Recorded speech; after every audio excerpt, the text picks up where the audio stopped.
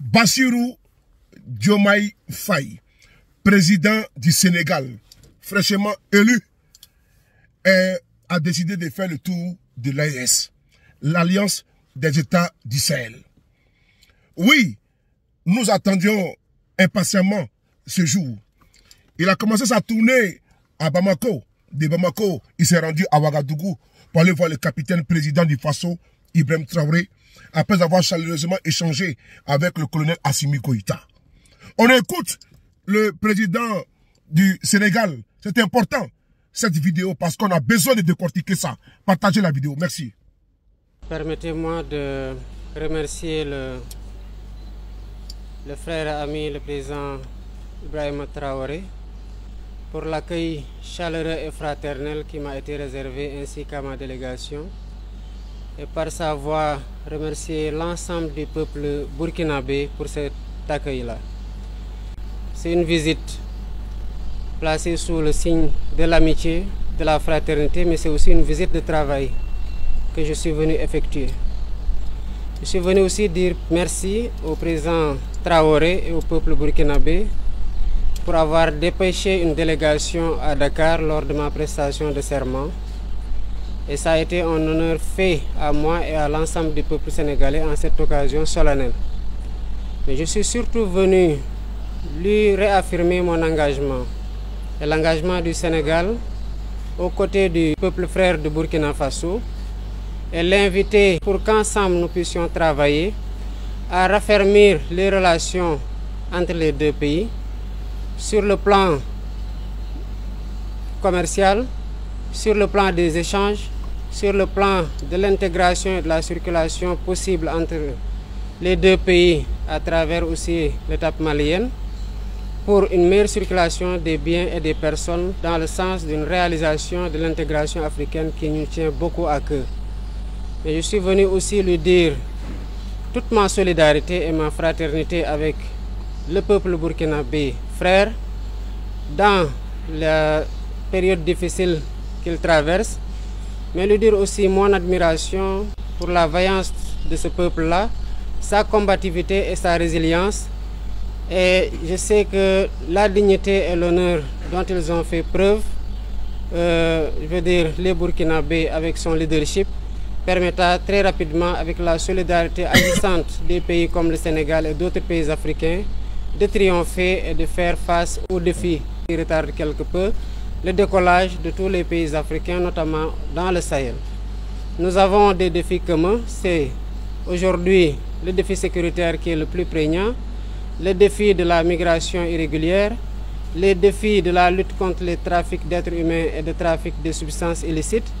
Et ce n'est que dans la concertation, les échanges de renseignements, les opérations conjointes qu'on réussira ensemble à prendre le dessus sur ces fléaux des temps modernes qui gangrènent aujourd'hui beaucoup de pays et qui retardent, comme je l'ai dit tantôt, le décollage de ces pays-là. Je repartirai du Burkina Faso très réconforté de l'ouverture d'esprit et de la disponibilité du président Ibrahim Traoré, mais surtout de sa disponibilité à renforcer avec nous l'axe Dakar-Ouaga pour développer davantage les échanges et la coopération.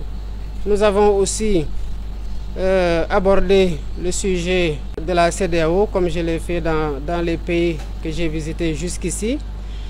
Et je comprends aujourd'hui que les positions soient quelque peu figées, mais je perçois dans chacune de ces positions-là, ou les tenants de ces positions, une fenêtre d'ouverture qui peut permettre de nouer un fil, si tenu soit-il, du dialogue.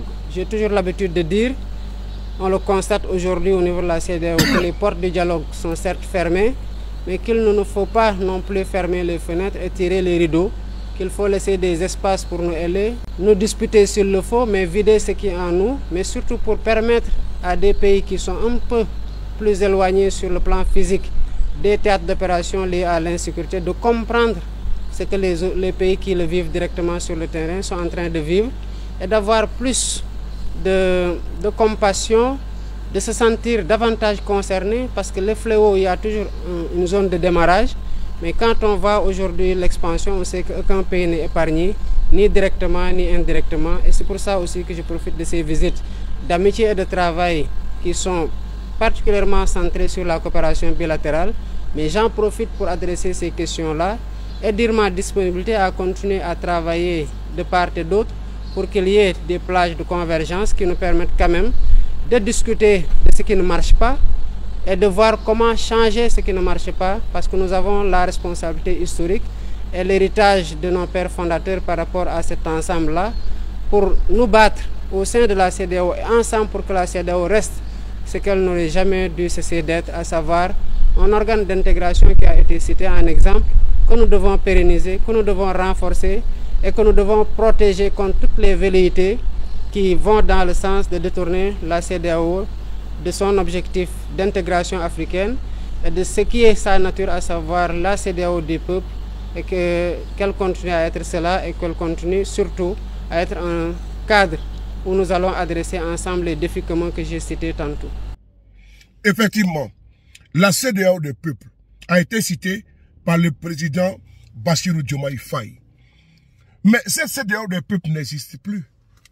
La CEDEAO a été captée, a été braquée par des juntas, par des individus, par des chefs d'État qui aujourd'hui font des 3e, des 4e mandats. La CEDEAO est taiseux. On a vu la CEDEAO qui se tue sur le cas du Sénégal où Macky Sall voulait faire un 3e mandat, où les militants du PASTEF ont été massacrés. La CEDEAO était taiseux. Quand les nervis massacraient les Sénégalais, les militants du PASTEF, quand le système, le régime despotique de Macky Sall persécutait Ousmane Sonko et le président et Bassirou Diomaye Faye à l'époque, la CEDEAO ne parlait pas. La CEDEAO des peuples n'existe plus parce qu'elle a été mise en lambeaux, elle a été mise en sac par M. Ouattara, M. Talon, M. Bazoum et j'en passe. Aujourd'hui, c'est une CEDEAO de corrompus. Le président Bassirou Diomaye Faye a été clair. Donc aujourd'hui, l'AES a été créé. Nous sommes dans cette dynamique. Et cette dynamique, elle est irrévocable. Elle est irremplaçable. Et c'est indéniable aujourd'hui que c'est déjà amorcé. Rien ne pourra changer. Avant d'aller à Ouagadougou, le président Diomaye Faye était où? À Bamako, pour aller voir le colonel Assimi Goïta. On écoute également, attentivement la venue du président Bassirou Diomaye Faye dans le pays de l'hospitalité, le Maliba. On écoute ensemble. Bassirou Diomaye Faye et le colonel Assimi Goïta se sont rendus à Koulouba où les deux chefs d'État ont eu un tête-à-tête d'1 heure, une entrevue qui sera suivie d'une séance de travail élargie aux délégations maliennes et sénégalaises. L'accent est mis sur la diplomatie, le commerce et la sécurité. Il a également été question de la CEDEAO. Le président sénégalais dit noter la position du Mali qui est rigide mais pas flexible. Pour lui, il faut sauver l'héritage de nos aïeux. Des détails avec Sira Bachili. Des pas assurés de deux jeunes présidents pour développer leurs pays respectifs, Bassirou Diomaye Faye du Sénégal et colonel Assimi Goïta du Mali, dans la logique d'une coopération solidifiée avec des programmes d'envergure pour les deux nations. Une visite d'amitié et de travail de quelques heures du président du Sénégal, teintée d'une vision politique de gouvernance au goût du peuple. Géopolitique et géostratégie oblige, les deux chefs d'État s'entretiennent en tête-à-tête pendant 1 heure.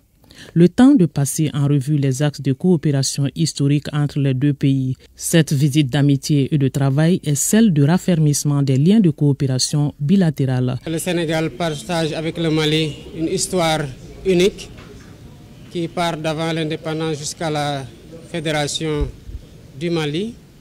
Et je suis venu dans le cadre de la continuité de ces relations que nous voulons renforcer sur le plan diplomatique, sur le plan commercial, et sur le plan de la concertation pour la prise en charge de tous les défis que nous partageons en commun, à savoir le terrorisme, la lutte contre les trafics illicites. Et nous avons d'autres défis que nous devons relever ensemble, à savoir les défis écologiques au niveau de la Falémé. Vous savez que nous partageons une ressource précieuse, à savoir l'eau, avec le fleuve OMVS, avec le Mali. Et nous avons d'autres défis communs liés à la prise en charge des aspirations de nos peuples. Vous savez que par l'histoire, la géographie et les liens historiques, le Sénégal entretient des relations privilégiées avec le Mali. Et je suis venu dans ce cadre-là et je me réjouis de l'accueil qui m'a été réservé au Mali ainsi qu'à la délégation qui m'accompagne.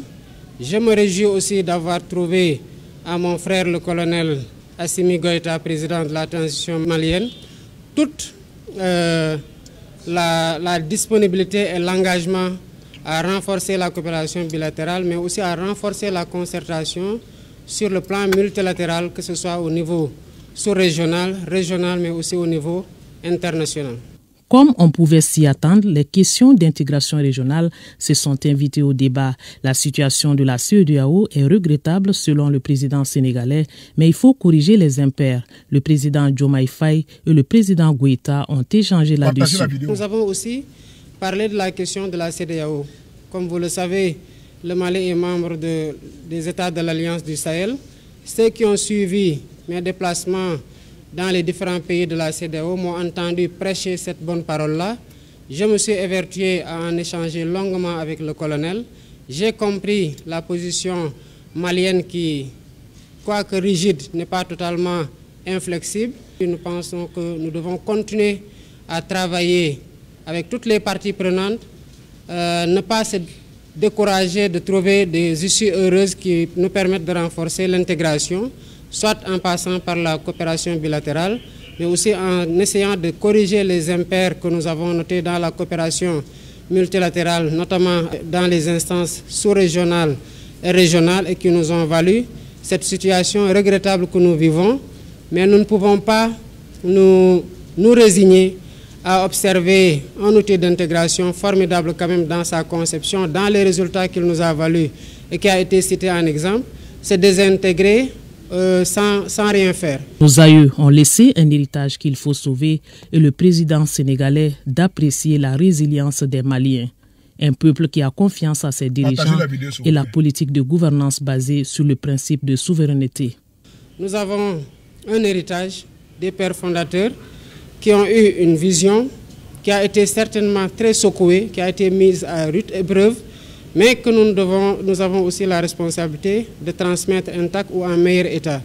Maintenant, je voudrais ici saluer pour ce qui est du cas du Mali, la posture de bravoure et de dignité du peuple malien qui, face aux difficultés qui ont été notées sur le plan sécuritaire et par rapport aux sanctions qui ont été infligées, quand même a tenu à garder une ligne directrice qu'elle a essayé de partager pour être comprise, et qui a quand même su se relever. Et nous pensons que nous devons avoir cette solidarité agissante et cette fraternité renouvelée avec le peuple malien pour faire en sorte qu'il puisse sortir très rapidement de cette impasse-là. Et nous voyons les efforts qui sont déployés par le peuple malien à travers des concertations larges qui donnent des résultats. Et nous espérons, en tout cas nous avons foi en la résilience de ce peuple-là pour sortir victorieux très rapidement. Concernant la position du Mali quant à la CEDEAO et celle du Sénégal quant à l'Alliance des pays du Sahel,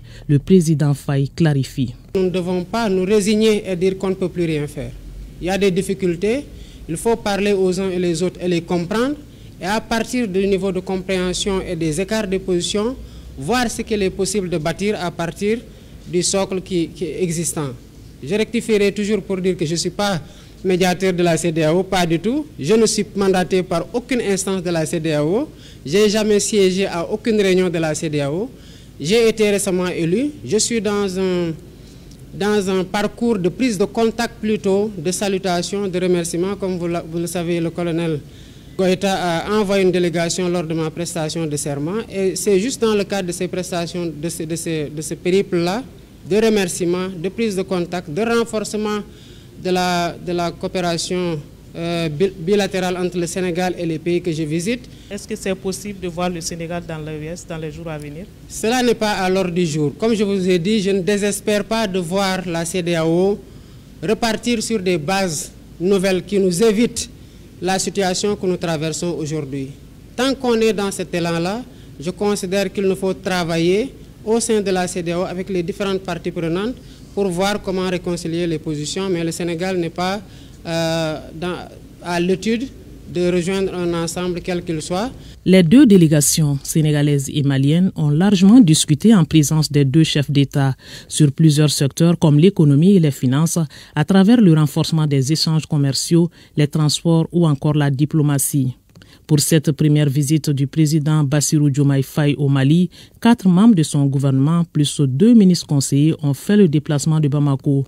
La grande commission mixte Mali-Sénégal, il faut le rappeler, a été créée en 1961. Elle a à son compteur 13 sessions.